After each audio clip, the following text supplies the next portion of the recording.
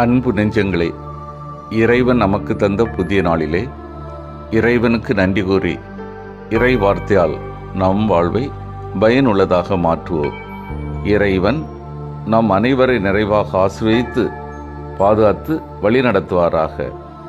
இன்றைய நற்செய்தி வாச சிந்தனை, திருத்தூதர்கள் அனுப்பப்படுதல். மத்தேயு நற்செய்தி நூல் பிரிவு 10, இறை சொற்றொடர்கள் 1 முதல் 7 முடிய. இதன் விளக்கம் அறிவோம். தம்முடைய அதிகாரத்தை மற்றவர்களுடன் பகிர்ந்து கொண்டது மட்டுமன்று, தமக்கு பின் தம் சீடர் தம்மை விட அரிய பெரிய சாதனை புரிவர் என்று எதிர்பார்ப்பு கொண்டிருந்த ஆண்டவரை இப்பகுதி நம் முன் வைக்கிறது. தங்களுடைய காலத்துக்கு பின்னால் தங்களுடைய பணியை செய்வதற்கு கூட யாரையும் பயிற்றுவிக்க தயங்கும் உலகத்தில் ஆண்டவரின் இச்செயல் மாபெரும் புதுமை செயல். அனுப்பப்பட்ட 12 பற்றிய பட்டியல் 3 ஒத்தமை நற்செய்தி நூல்களிலும் தரப்பட்டுள்ளது. அவை 3லும் முதன்மை இடத்தை பெறுவ பேதுரு என்று மறுபெயரிட்டு அழைக்கப்பட்ட சீமோன். இங்கு மத்தேயு அவரை முதலாவது பேதுரு என்று குறிப்பிட்டு அடையாளப்படுத்துகின்றார். இயேசு கொடுத்த கட்டளை ஒவ்வொன்றும் உன்னிப்பாய் கவனித்து பொருள் புரிந்து கொள்ள வேண்டியவை. முதலாவது, வழி தவறி போன இஸ்ரேல வீடுகளுக்கு தவிர இஸ்ரேல் அல்லாத யாவருடைய வீடுகளுக்கும் செல்ல வேண்டாம் என்ற கட்டளை மத்தேயு நற்செய்தி நூலில் மட்டும் காணப்படுகிறது. இயேசு இஸ்ரேல அல்லாதோர் என்ற பாகுபாட்டை ஏற்று செயல்பட்டாரா என்னும் கேள்வி எழுப்பி அதற்கு விடையளிப்பதன் மூலம் நற்செய்தி எங்கும் சிதறுண்ட நிலையில் உள்ள மக்களுக்கு எழுதப்பட்டது என்பதை மத்தேயு உறுதி செய்கிறார். அவ்வண்ணமே தம் சீடர்களின் பணியில் இஸ்ரேலர் மீது மட்டும் அக்கறையுடன் செயல்பட வேண்டும் என்று இயேசு விரும்பியதாக நினைக்க தோன்றும். முதற்கண் இந்த மேலெழுந்த வாரியான சிந்தனைக்கு இடமே இல்லை என அழுத்தம் திருத்தமாக கூறிய வின் தொடர்வோம்.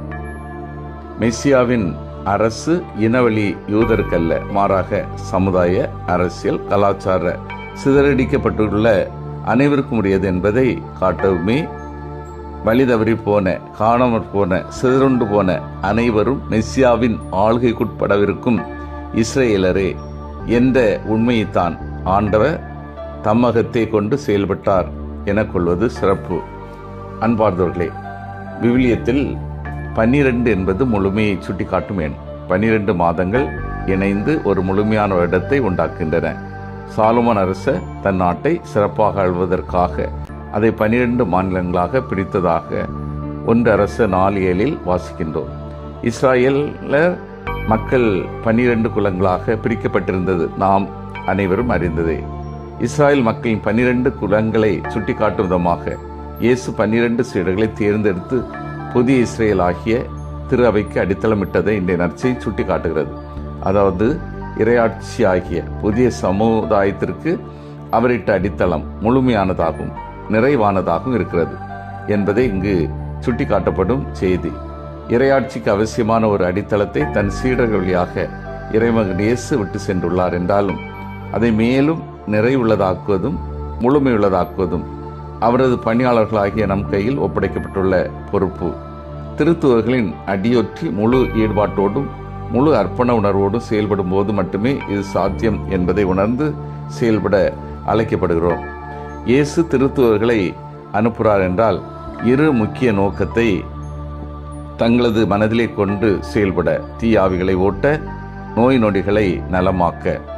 இயேசு தன்னை தொடர்ந்து பணி சிறப்பாக செயல்படுத்த 12 பேரை தேர்வு செய்து அனுப்புதல். சீடர்கள் சாதாரணமானவர்கள்தான், வேறுபட்ட எண்ண உடையவர்கள்தான், ஒவ்வொருவரும் வித்தியாசமான குணம் படைத்தவர்கள்தான். ஆனால் ஒருவரின் இயல்பு வேறுபட்டதாக மற்றவர்கள் இருந்தாலும் இயேசுவின் அன்பால் அவர்களை இணைத்தது. அவர்களுக்கு இறை அனுபவம் இணைந்து செயல்பட தூண்டியது. பணியில் சோர்வோ சோகமோ களைப்போ ஏற்படவில்லை.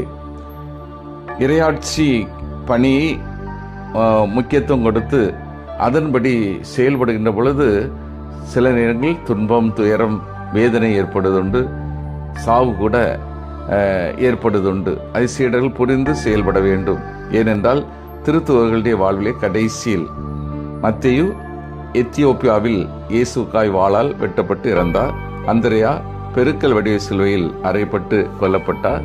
பர்த்தலோமி உயிரோடு எரிக்கப்பட்டு இறந்தார். சின்ன யாக்கோபு தடியால் தலையில் அடித்து கொல்லப்பட்டார். பேதுரு ரோமையில் சிலுவையில் தலைகளாக அறையப்பட்டார். பெரிய யாக்கோபு எருசலேமில் வாளால் வெட்டப்பட்டார். யூதா அம்பால் எரியப்பட்டு உயிர் துறந்தார். தோமா ஈட்டினால் பிளக்கப்பட்டார். இயேசு தம்முடைய சீடர்களை அழைத்த நோக்கம் தீயாவிகளை ஓட்டும், நோய் நொடிகளை குணமாக்கும் என்று நற்செய்தி கூறினாலும் இந்த அழைப்பின் மற்றொரு முக்கியமான அம்சம் துன்புறுதல் ஆகும். ஆகவே அன்பார்ந்தவர்களே, நம்மத்திலே கடவுளுடைய பணி செய்ய வேண்டும். நம்பிக்கை தளர்ச்சியுடையவர்களை நம்பிக்கையில் உறுதியாக வாழ இன்றைய காலகட்டத்தில் சிறுவர்கள் எல்லாம் டியூஷன் என்று செல்கிறார்கள், காலையில் தூங்குகின்றார்கள். விசுவாச வாழ்க்கை நலிவடைந்ததாக, ஆன்மீகம் பின்தங்கியதாக அமைகின்றது. இந்த காலகட்டத்தில் பெற்றோருடைய ஆன்மீகம் உயர்ந்தாக அமைய வேண்டும், முன்மாதிரியாக அமைய வேண்டும். தங்களுடைய கரங்களுடைய பிள்ளைகளை சரியாக உருவாக்க வேண்டும். அதனைத் தொடர்ந்து தங்களை சுற்றியுள்ளவர்களை கவனித்து நல்ல பணி செய்ய வேண்டும். கடவுளுடைய இறையாட்சி பணிக்கு ஏற்றவாறு வாழ வேண்டும், சான்று பகர வேண்டும்.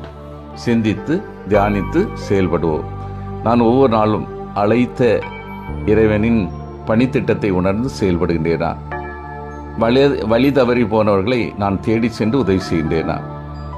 இறைவனின் ஆட்சியை எல்லார் மத்தியிலும் ஆர்வமாக கட்டியெழுப்ப முன்வருகின்றேனா? மன்றாடுவோமாக. வல்லமை மிக்க இறைவா, நாங்கள் அனைவரும் எங்களது அழைப்பை உணர்ந்து அதில் உள்ள பணித்திட்டத்தை ஏற்று செயல்படுத்தவும், வழி தவறி போனவர்களை தேடி சென்று கண்டுபிடித்து சரியாக வழிகாட்டவும், உமது ஆட்சி எல்லார் மத்தியிலும் ஆர்வமாக கட்டியெழுப்ப தேவையான ஆற்றலையும் மன வலிமையும் தந்தரலும். ஆமீன்.